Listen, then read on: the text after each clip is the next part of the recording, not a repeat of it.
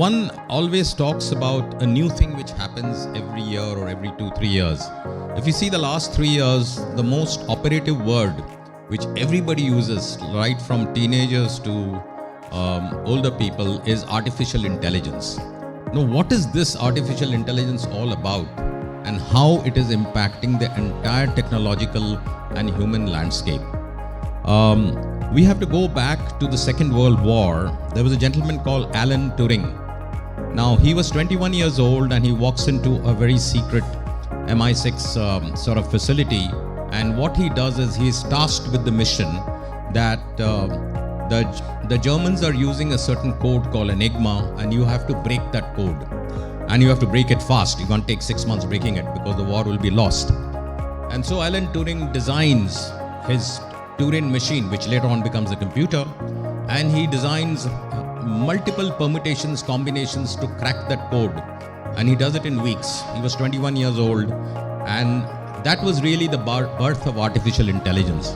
If everybody has to say who is the founder of artificial intelligence, like we know who's the founder of let's say Newton's law of motion, but anybody who knows a little bit about this technology will place his hands on Alan Turing as the founder of artificial intelligence. And from there, the journey goes on. Periodically, we did surveys, consumer surveys. Recently, we interviewed more than 300 consumers where we took one-to-one in-depth interviews. And there were 3-4 patterns which emerged for AI usage, Gen AI usage in smartphones. One is there is increasing awareness about cloud AI-based Gen AI features.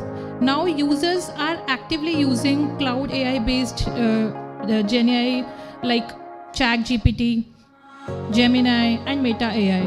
However, they are not willing to pay more for Gen AI features enabled smartphones.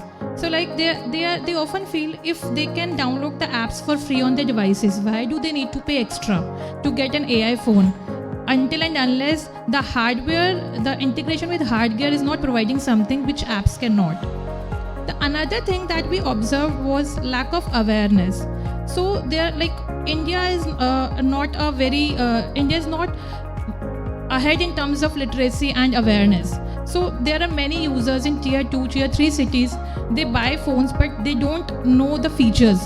And what we got to know that though the smartphone brands market AI features heavily, their offline retailers are not able to explain these features to buyers. And most of the time, these buyers get to know about these features after using the device for months. For brands, we can say that they should to increase that awareness, they should train their staff, they should train their retail staff so that they can give the live demo of features. Like they can show, let's see how that object can be removed in 2 seconds. Because the object removal, circle to search were the main features and photo enhancement that users are now actively use. So they can train their staff so that when a consumer comes in store, they can show the live demos, they can tell that these are the Gen AI features and how they can help them.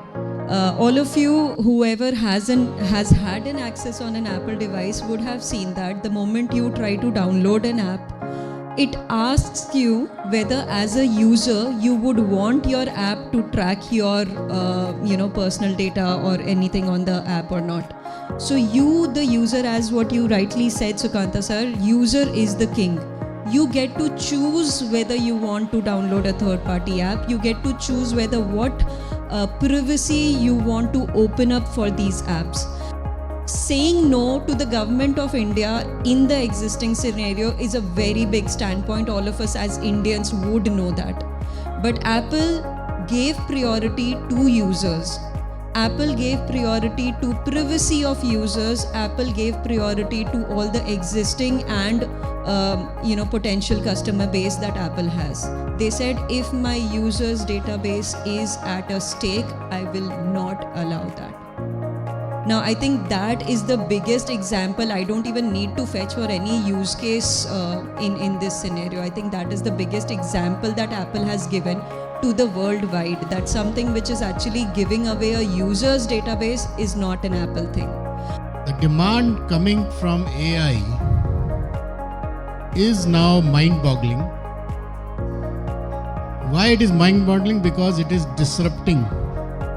It is going to disrupt that supply chain very badly. It's already started. Earlier, people were thinking it's going to be a normal demand and supply, short or high demand or low demand cycle like earlier it used to be. But what we are seeing is now no longer a short-term thing. It is going to go on like this for a few years. That's a big statement I'm making. What it means is you're not going to get access to SSDs, DRAMs easily at your budgets.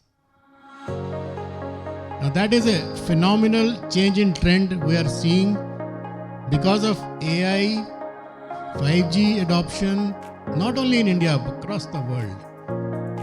We talked about certain products like technical features like Sukanta just elaborated about. What AI essentially requires is enablement through faster flash, like 14,500 megabytes per second SSDs is very fast, just second response, low latency, 28 CL. DRAMs with mind-boggling mega transaction per second speeds like 8,400, clocking 9,200, and not compromising on capacities. 1 terabyte is becoming a status. Below 1 terabyte is not required. It's 1 terabyte, 4 terabyte easily there.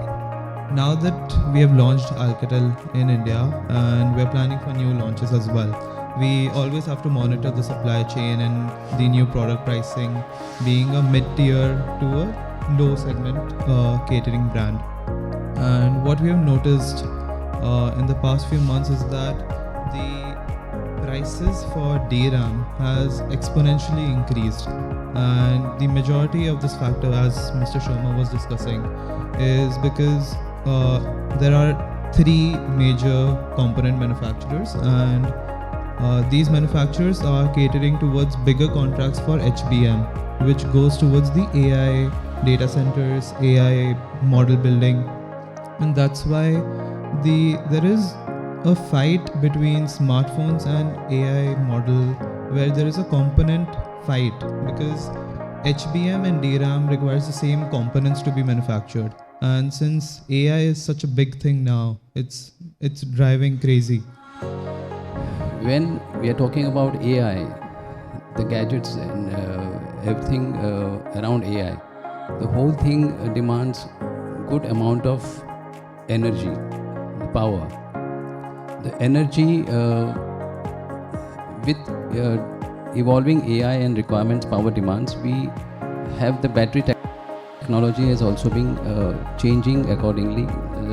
For example, in mobile phone batteries, the chemist earlier we used to have NIMH, then it changed to lithium ion batteries, then lithium polymer batteries, and now silicon is added to the chemistry for better energy densities.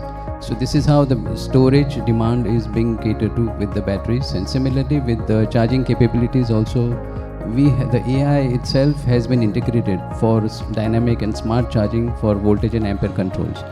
So we have also seen this evolve through normal 5 volt or 1 ampere, 2 ampere, 3 ampere charging to smart charging with various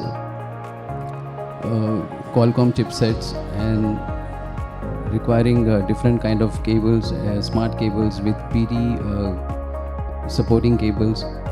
So everything the industry has evolved with the smart gadgets, and we need the smart accessories surrounding them.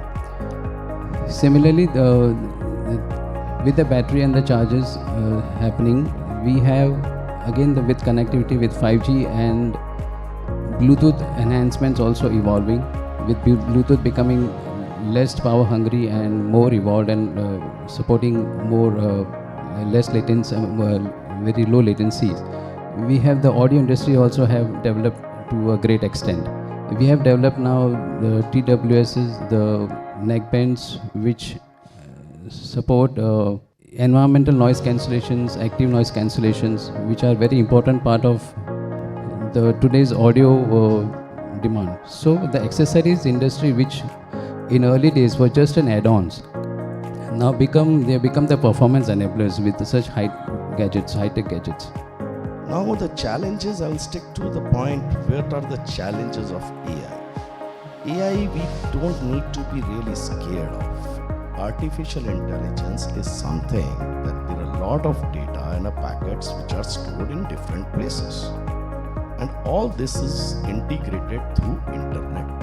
The actual revolution came through the internet connectivity and communication. So I'll stick to that. So the internet is there, we can communicate. The need for a faster communication is there, wherein this 5G, 6th generation, 7th generation and the narrow band integration is happening.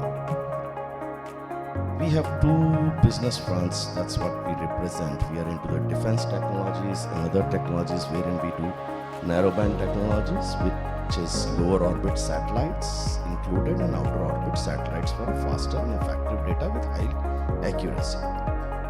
The challenge not only for India market, for the global market, that we have a lot of data which we are not only consuming, we are generating. And that data needs to be stored somewhere.